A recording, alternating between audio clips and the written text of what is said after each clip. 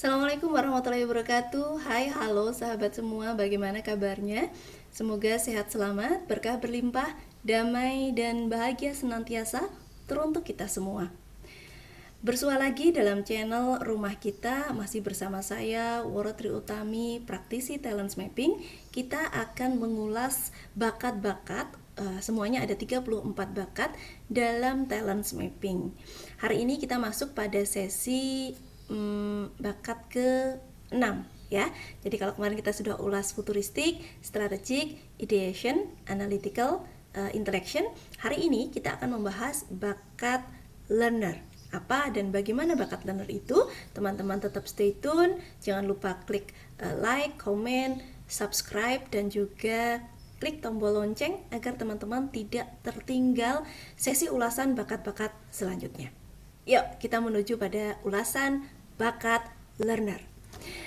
Teman-teman semua, bakat learner ini core strength-nya adalah mengakuisisi pengetahuan. Jadi mereka yang memiliki bakat kuat learner, mereka selalu semangat untuk mempelajari satu ilmu baru, untuk bisa mempelajari dari awal sampai dia menguasainya.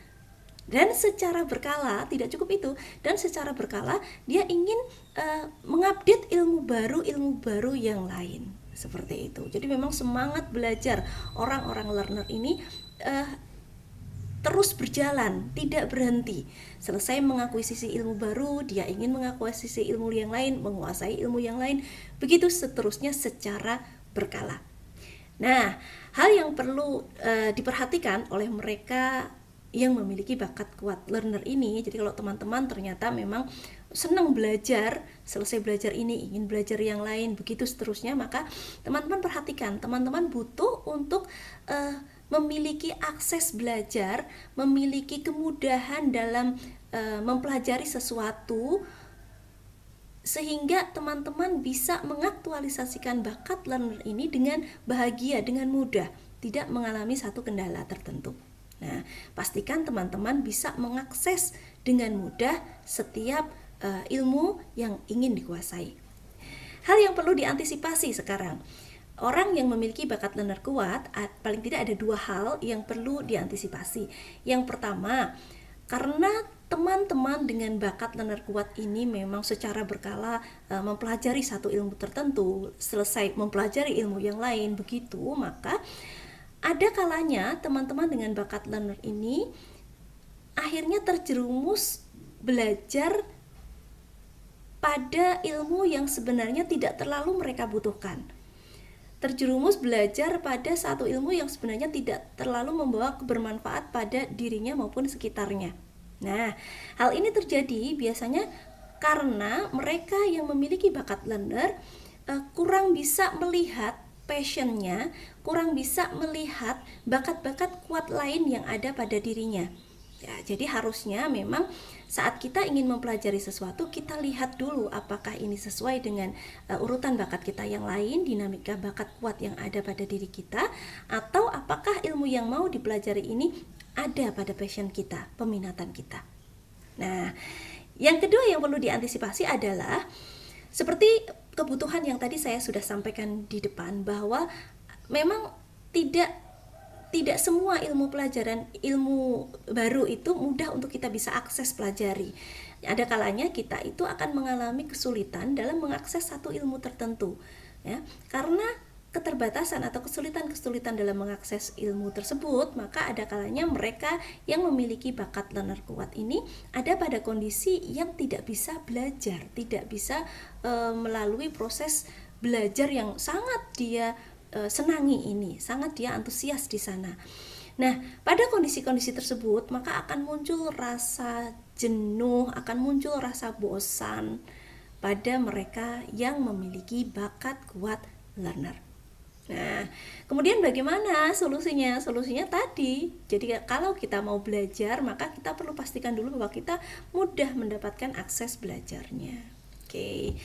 Terus bagaimana ini bakat kuat learner ini bisa mengasah bakat learnernya sehingga lebih optimal lagi dalam memberikan kebermanfaatan. Nah, paling tidak ada dua hal yang bisa dilakukan oleh teman-teman dengan bakat learner kuat. Yang pertama, pastikan lingkar teman-teman ini atau teman-teman memilih terlibat untuk beraktivitas pada mereka, pada teamwork, pada organisasi yang memang senang melakukan penelitian, pengembangan terhadap satu ilmu pengetahuan, terhadap satu produk, ya. Maka teman-teman nanti pun akan beraktivitas pada aktivitas-aktivitas dan peran yang teman-teman sangat senangi, teman-teman sangat kuasai gitu. Jadi pastikan aktivitas teman-teman itu memang berada pada aktivitas yang senang atau lebih mendorong, membuka akses teman-teman untuk belajar sesuai dengan bidang yang teman-teman sukai.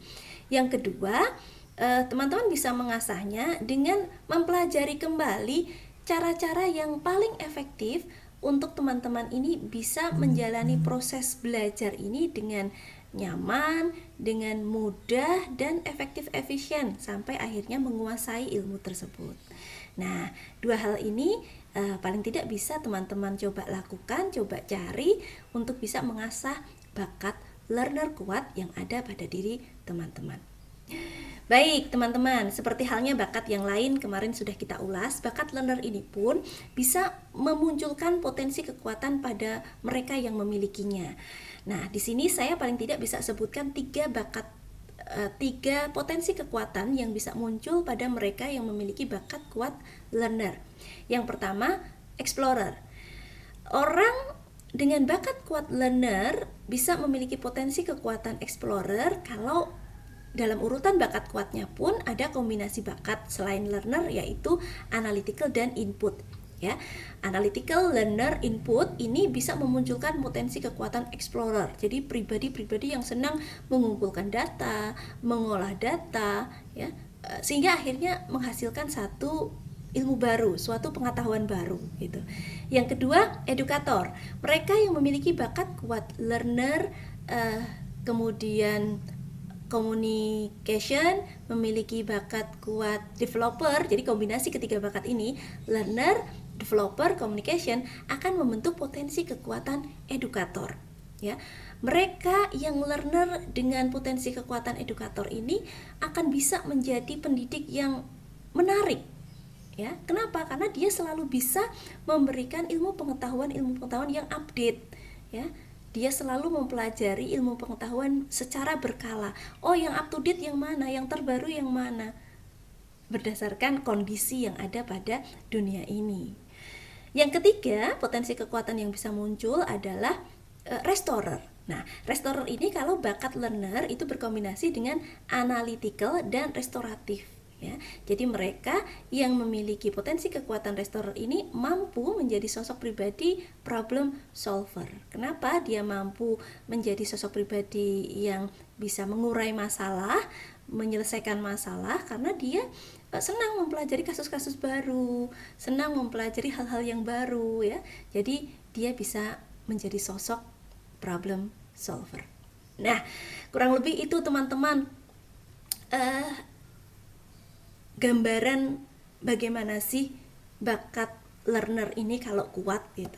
Lah, kemudian yang membedakan bagaimana kalau misalnya bakat learner ini kan tadi core strength-nya mengakuisisi pengetahuan baru, ilmu pengetahuan baru.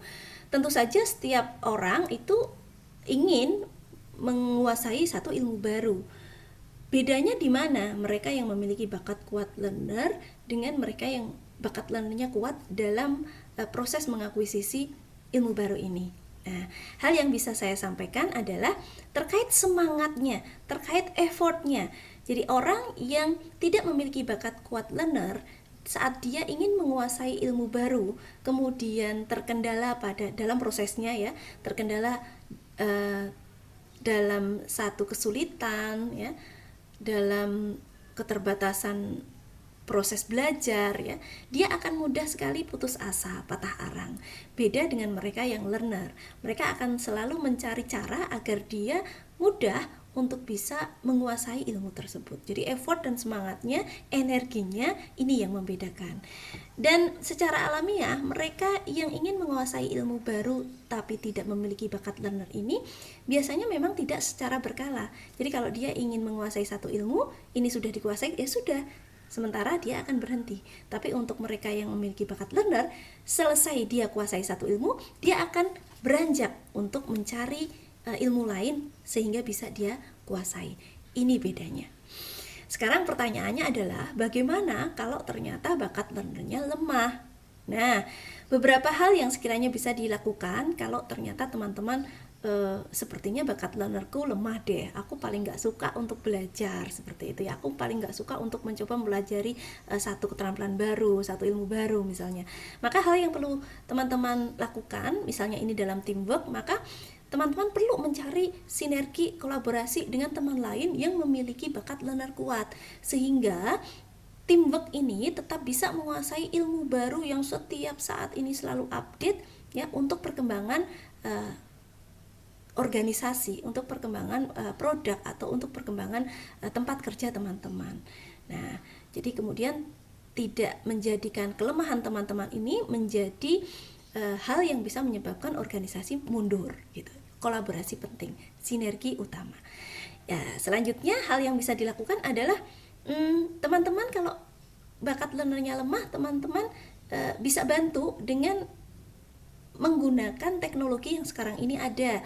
Misalnya karena jarak akhirnya teman-teman merasa malas, maka gunakan teknologi. Kita bisa belajar, mengakses ilmu pengetahuan via online, tidak perlu pergi keluar rumah, misalnya seperti itu. Yang ketiga, orang dengan bakat learner lemah terkadang itu merasa cukup dengan apa yang dia sudah miliki sekarang.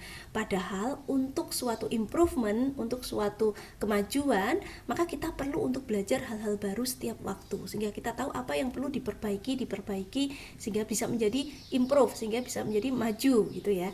Nah, terkait hal ini, maka teman-teman bisa juga menjadikan cara untuk studi banding, belajar pada produk baru, produk lain, organisasi lain, institusi lain, sehingga teman-teman terbuka wacananya bahwa oh ternyata saya perlu belajar ini, meskipun nantinya dalam organisasi teman-teman itu yang belajar bukan teman-teman, tapi paling tidak teman-teman paham bahwa untuk bisa improve maka teman-teman perlu belajar ini melalui orang lain mungkin dalam teamwork teman-teman. Nah, itu hal yang sekiranya bisa dilakukan kalau ternyata teman-teman bakat learnernya lemah. Baik teman-teman, terakhir sebelum saya tutup, bakat learner ini kalau kuat maka dibutuhkan pada banyak bidang, utamanya pada bidang-bidang yang memang membutuhkan improvement cepat, perkembangan cepat seperti itu.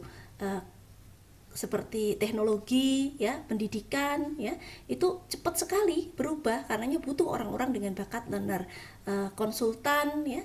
Nah, itu kondisi selalu berubah karenanya orang dengan bakat learner bisa membackup profesi-profesi tersebut.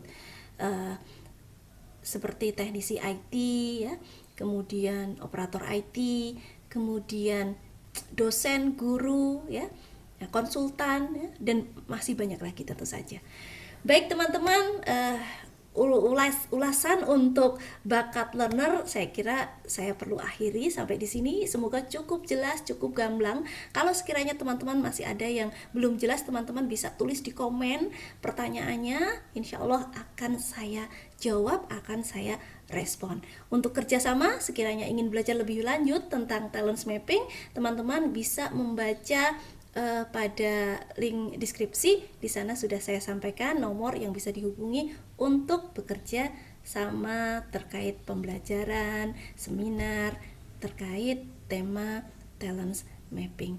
Baik, saya kira demikian teman-teman. Matur nuwun atas atensinya, semoga bermanfaat. Assalamualaikum warahmatullahi wabarakatuh.